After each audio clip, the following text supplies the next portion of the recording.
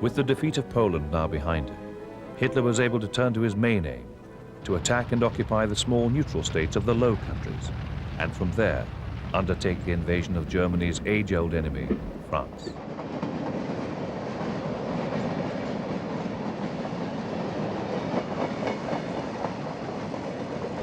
His confidence was increased by the fact that France, and indeed Britain, had not been ready to provide military support for the Poles.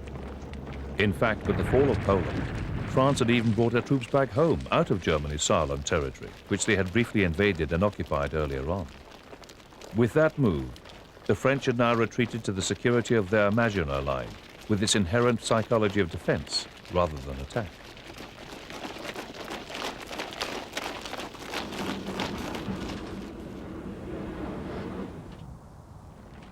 Britain, for her part, was even more ill-prepared for war.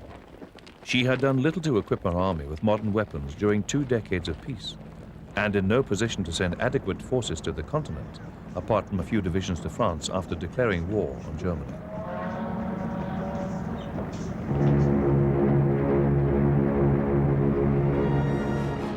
The problem with the Maginot Line was that it had been built only along France's border with Germany, to defend them against direct attack from Germany itself.